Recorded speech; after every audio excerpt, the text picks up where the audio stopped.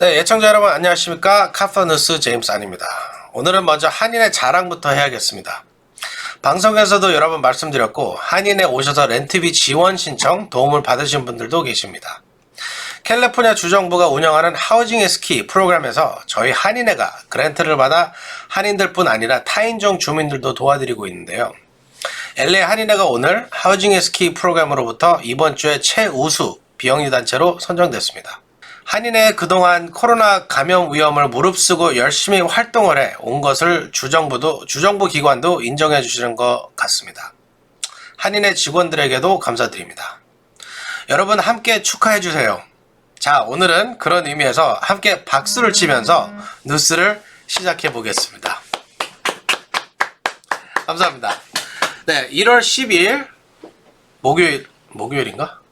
수요일이죠. 네, 1월 12일 너무 바빠서 어느 요일인지도 모릅니다. 1월 12일 수요일 카프뉴스 시작합니다. 여러분, 렛츠 고!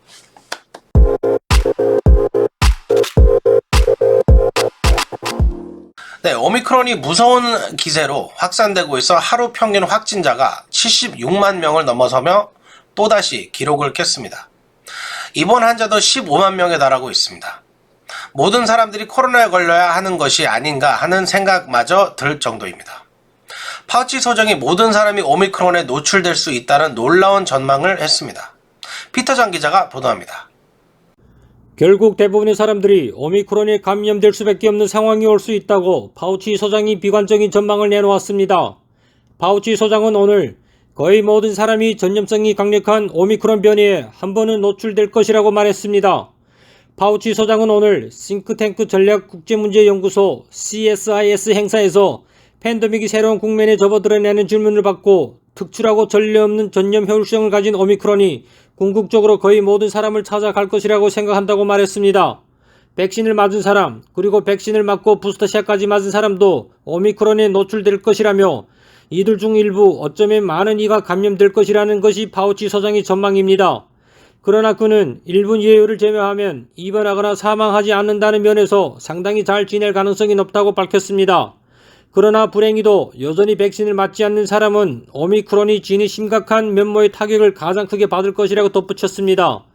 파우치 소장의 발언은 강력한 전염성과 폭발적인 유행 때문에 거의 모든 사람이 오미크론에 한 번쯤은 노출될 수밖에 없고 이들 중 일부는 감염될 것이라는 뜻으로 풀이됩니다. 제니 우드콕 FDA 국장대행도 비슷한 견해를 나타냈습니다. 우드콕 국장대행은 오늘 상원 청문회에 출석해 현재 상황을 보면 대부분의 사람이 코로나에 걸릴 것 같다면서 이제 초점은 병원과 필수 서비스가 작동하도록 하는 것에 맞춰져야 한다고 말했습니다. 카플라 뉴스 피터장입니다. 네, 어제 잠깐 말씀드렸는데 어제 개학 첫날인 LA 학교들은 학생들이 등교하면서 큰 혼선이 빚어졌습니다. 교육부가 만든 방역 패스 웹사이트가 작동하지 않으면서 학교에 들어가려는 학생들이 길게 줄을 서 기다려야 했고 학생과 교직원 7만 6천여 명이 코로나 양성 판정을 받았습니다. 제니박 기자가 보도합니다. 겨울 방학을 끝내고 어제 개학한 LA 통합교육부 LAUSD 상학 가끔 학교들은 입학 첫날 곤욕을 치렀습니다. 이날 학생들이 등교하는 아침 교육부의 방역 시스템인 데일리 패스가 한때 다운되면서 일부 학교들에서 학생들이 음성 확인을 위해 길게 줄을 늘어서 수업 시작이 늦어지는 등 혼선이 비춰졌고 첫날 양성 판정을 받은 교직원과 학생은 무려 7만 명이 넘었습니다. 이날 아침 7시부터 8시 30분까지 LAUSD의 데일리 패스 시스템은 작동하지 않았습니다. 데일리 패스는 LAUSD가 코로나19 결과를 음성이고 아픈 증상이 없는 학생들을 대상으로 QR코드를 발급해주는 프로그램입니다. 학생들은 매일 아침 등교할 때마다 발급하는 QR코드를 스캔한 뒤 음성이 나와야 캠퍼스 안으로 들어갈 수 있습니다. 개학 첫날 수많은 학부모와 학생들이 동시간에서 웹사이트에 접속해 데일리 패스 웹사이트가 작동하지 않았습니다. 일부 학생들을 QR코드를 발급하지 못한 채 학교에 등교해야 했습니다. 이 과정에서 일부 학부모들은 데일리 패스가 제대로 작동하지 않아 양성 판정을 받은 학생들도 등교한 것이 아닌지 걱정이 된다고 말하기도 했습니다. 그러나 데일리 패스 웹사이트에 오류를 제외하면 지난해 8월 LAUSD가 1년 6개월 만에 처음으로 학교 문을 열었을 때보다는 상황이 나았습니다. 개학 첫날에 어제 코로나 양성 판정을 받은 학생들과 교직원들을 78,074명으로 집계됐습니다. 학생들 중 30%는 결석했고 2,000명의 교직원들이 이날 학교에 나오지 않았습니다. 카플란 뉴스 제니파 기자였습니다. 네, 오미크론 여파로 쓰레기 수거마저 차질을 빚고 있습니다. ABC 방송에 따르면 타자냐 지역에서 며칠째 쓰레기를 치우지 않아 쓰레기가 방치되고 있습니다. 쓰레기를 수거하는 LA시 위생국 직원들 상당수가 일을 하지 못하고 있기 때문입니다. 코로나 감염으로 출근을 하지 못하고 있는 것이죠. LA 위생국은 직원이 15%가 현재 코로나19로 업무에서 빠진 상황이어서 정상적인 쓰레기 수거가 어렵다고 밝혔습니다. 또 인력이 부족해지면서 위생국 직원들이 분리수거도 무시하는 모습을 보여 주민들의 지적을 받고 있습니다. 쓰레기 수거 트럭이 유기성 폐기물을 버리는 녹색 쓰레기통과 일반 쓰레기를 버리는 검은색 쓰레기통을 분리하지 않고 한 곳에 쓰레기를 부어버린다는 것입니다. 위생국은 이를 조사하겠다고 했습니다. 네, 오미크론으로 인력난이 심화되면서 팬데믹 초기 나타났던 식료품 공급 부족 현상이 나타나고 있습니다. 일부 식품점, 매장에서는 진열대가 텅텅 비어가고 있습니다. 제프리 기자가 보도합니다. 팬데믹 초기 나타났던 마켓들의 식료품 공급 부족 현상이 다시 고개를 들고 있습니다. 빵과 고기, 우유 등 필수 식품들이 제때 공급되지 못하면서 매장 선반이 텅텅 비는 사례가 다시 등장하고 있는 것입니다. 팬데믹 초기 사재기 등 수요 충격으로 휴지와 식품 등 생필품이 동난 것과는 달리 이번에는 오미크론 확산으로 인한 공급망 문제 때문입니다. CNN 방송은 오늘 미 전역의 식료품점 선반이 깨끗이 비워졌다. 식료품점이 우유와 빵, 고기, 통조림, 스프 등을 다시 채우기 위해 몸부림을 치고 있다고 보도했습니다. 최근 트위터에는 트레이더조, 자이언트푸드, 퍼블릭스 등 미 주요 식료품점 진열대가 비워진 모습이 담긴 사진이 잇따라 올라오고 있습니다. 물건이 없어 발길을 돌린 소비자들이 불만을 표시하며 사진을 찍어 올린 것입니다. 오미크론 변이가 인력난을 가중하며 식품 유통망에도 큰 타격을 준 것으로 보입니다. 오미크론이 빠르게 퍼지면서 농장과 식품 가공업체, 트럭 등 배송업체, 식료품점 근로자를 감염시켰고 이는 공급 차질로 이어지고 있는 것입니다. 전미 식료품협회는 회원업체 상당수가 평상시 직원의 50% 미만으로 가게를 운영하고 있다며 인력난을 호소했습니다. 그레그 페라라 협회장은 먹거리는 충분하지만 공급난과 인력난으로 소비자들이 특정 식품을 구매하는 데 혼란을 겪을 것이라고 말했습니다. 소비자 브랜드 협회의 제프 프리먼 CEO는 27개 식품업체 경영진과 회의한 결과 지난 2주간 결근 직원이 2020년 전체 숫자보다 많은 것으로 나타났다고 밝혔습니다. 지금까지 카플란 뉴스 제플리였습니다. 네, 미국의 인플레이션이 심각한 상황으로 치닫고 있습니다. 노동부는 12월 소비자 물가 지수 CPI가 전년 동월보다 7% 급등했다고 오늘 밝혔습니다. 40년 만에 가장 높은 것입니다. 물가 상승세는 주거비와 중고차, 식료품이 주도한 것으로 나타났습니다. 여러분도 피부로 느끼실 수 있을 겁니다. 중고차와 함께 지난해 인플레이션의 주요 원인으로 꼽혔던 에너지 가격은 다소 진정세를 보였습니다. 방금 제가 CPI가 7% 급등했다고 말씀드렸죠. Consumer Price Index, 소비자 물가 지수의 약자입니다. 꼭 기억하시기 바랍니다.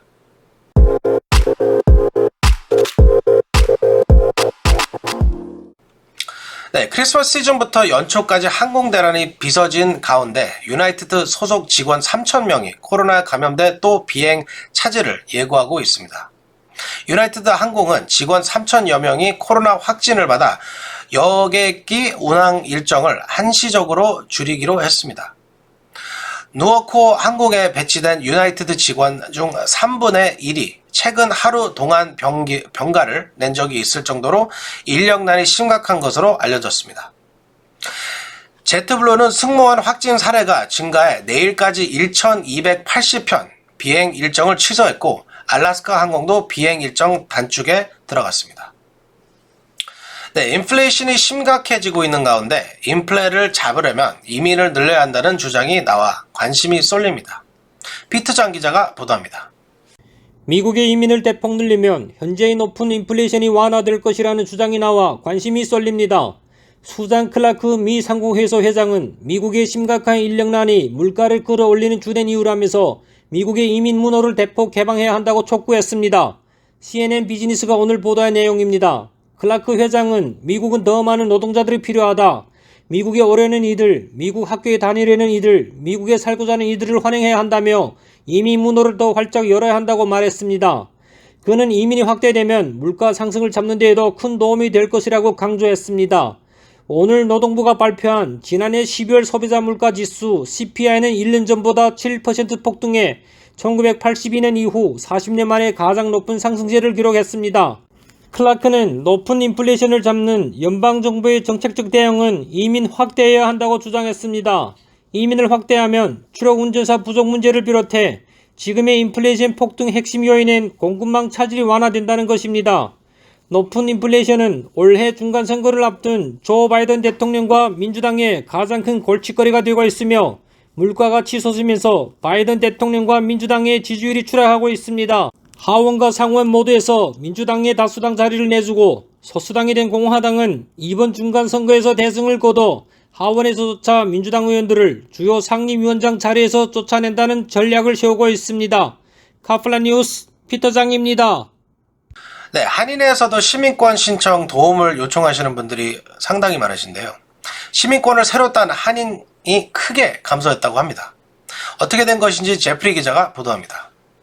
지난해 미국 시민권을 취득한 한인 수가 10년 만에 가장 적었던 것으로 나타났습니다. 연방국토안보부 DHS가 지난 1월 6일 공개한 2020 회계년도 신규 시민권 취득 현황 보고서에 따르면 미 전국에서 시민권을 새로 취득한 한인은 11,350명이었습니다. 이는 작년보다 30.3% 줄어든 것이며 지난 2010년 이후 10년 만에 가장 적은 것입니다. 한인들은 2008년 22,759명이 시민권을 취득해 사상 최대를 기록한 적이 있으나 이후 감소세가 이어졌습니다.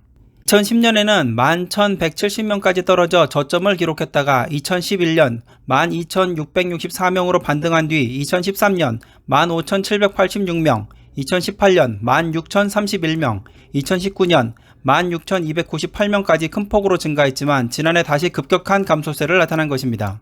주별로는 캘리포니아가 3,176명으로 전국에서 가장 많았고 뉴욕은 807명이었습니다. 국가별로는 멕시코가 84,081명으로 가장 많았고 인도 48,109명, 필리핀 33,417명, 쿠바 31,369명, 중국 26,110명 순으로 많았습니다. 북한 출신으로 시민권을 취득한 한인은 17명이었습니다. 한인 시민권 신규 취득이 감소한 것은 코로나 팬데믹의 여파가 영향을 미쳤을 수 있다는 분석이 있지만 영주권과 비이민 비자 등에서 한인들의 신규 취득 감소세가 나타나고 있어 트럼프 전 행정부 시절 까다로워진 이민 심사가 더 큰 영향을 미친 것으로 보입니다. 2020 회계연도에서 전국에서 영주권을 취득한 한인 이민자 수는 16,244명이었습니다. 이는 전년 동기 대비 12.1%가 줄어든 것으로 지난 2003년 이후 16년 만에 가장 적은 수치였습니다. 지금까지 카플란 뉴스 제플리였습니다. 네, 재외선거를 활성화하려면 투표소를 크게 늘려야 한다고 제가 아리랑TV와 인터뷰했다는 말씀 어제 전해드렸는데요. 어제 한국 국회에서 투표소 확대 법안이 통과됐습니다. 하지만 늘어나는 투표소는 단 한 개뿐입니다. 어제 한국 국회 투표 설치 확대 법안을 통과시켰습니다. 이에 따라 재외국민이 가장 많이 사는 LA 총영사관 관할 지역은 추가 투표소 1개가 더 설치됩니다. LA 재외선거관리위원회는 법안이 공포되는 대로 해외를 열고 추가되는 투표소를 어디에 설치할지 결정한다고 합니다. 새 법은 재외국민 3만 명 이상인 지역에 추가로 재외 투표소를 설치하도록 하는 내용입니다. 공간별로 재외국민 수가 6만 명인 지역은 추가 투표소 2개, 9만 명인 지역은 추가 투표소 3개 등 3만 명마다 투표소를 1개씩 추가할 수 있습니다. 하지만 추가 투표소는 공간 투표소를 제외하고 3개까지만 가능합니다. LA 총영사관은 다음 달 23일부터 28일까지 시행되는 재외선거인 투표에 투표소를 4개 운영한다는 계획입니다. LA 총영사관 관할 지역인 남가주, 네바다주, 애리조나주, 뉴멕시코주, 재외국민은 약 25만 명입니다. 네, 지난번에 LA에서 철로에 떨어진 항공기가 열차에 충돌됐지만 극적으로 조종사가 구조됐다는 소식 전해드렸는데요. 이번에는 헬기 소식입니다. 기체가 두동강 났는데 탑승자 4명 전원이 무사합니다. 제니박 기자가 보도합니다. This video was taken just moments after a medical helicopter crash landed next to a church in a residential area near Philadelphia. 필라델피아의 한 주택가에 까는 아기를 태운 의료 헬기가 추락해 기체가 두 동강이나 나는 사고가 발생했습니다. 하지만 아기를 포함한 탑승자 4명이 기적적으로 모든 큰 부상 없이 구조됐습니다. 당시 헬기는 주변에 복잡하게 걸려있는 전기줄을 용케 피해 떨어졌고 그 충격으로 땅에서 미끄러지다 교회 건물 밖 나무를 쿠션에 삼아 멈춰서 언론들은 기적이 일어났다며 놀라워했습니다. 오늘 오후 12시 55분께 동부 시간입니다. 필라델피아 드렉스힐 주택가 교회 옆에 의료 헬기가 추락했습니다. 이 헬기는 펜실베니아 프랭클린 카운티 체인버스 병원에서 생후 2개월 된 여자아이와 간호사 등을 태우고 필라델피아 어린이병원으로 향하던 중이었습니다. 헬기는 비행 시작 45분 만에 기체 이상이 발생해 비상 착륙이 장소를 찾으며 저공 비행을 했습니다. 그러나 하필 그곳은 드렉스힐의 건물이 밀집된 주택가로 착륙이 여의치 않았고 결국 헬기는 주택가 도로 교차로에 추락했습니다. 기체는 강한 충격과 함께 땅에 닿아 옆으로 넘어졌고 그 여파로 도로를 가르치려며 미끄러져 인근 교회 건물에 충돌하며 멈췄습니다. 헬기는 2개월 여아와 조종사, 승무원 등 총 4명이 타고 있었지만 큰 부상을 당하지 않고 무사히 구조됐습니다. 한 목격자는 헬기가 전선을 아무것도 건드리지 않고 나를 포함한 땅에 있는 누구도 충돌하지 않고 불시착했던 것이 믿기지 않다고 말했습니다. 티모시 버너럴드 어퍼다비 경찰서장도 아무도 큰 부상을 당하지 않는 것은 기적이었다고 말했습니다. 카프턴 뉴스 제니 박이었습니다. 네, 오늘 준비한 소식은 여기까지입니다. 이미 눈치채신 분들도 계실 테지만 오늘의 돌발 영어 퀴즈입니다. 미국의 소비자 물가 지수 CPI는 무슨 말의 약자일까요? CPI가 무슨 말의 약자인지 댓글로 남겨주시기 바랍니다. 물론 영어로 남겨주셔야 합니다. 며칠 전에 보니까 한국말로 남겨주시는 분들도 계셨습니다. 자, 1월 12일 수요일 카프뉴스 여기서 마치겠습니다. 좋은 밤 되시기 바랍니다. 저는 LA 한인 회장 제임스 안이었습니다. 감사합니다.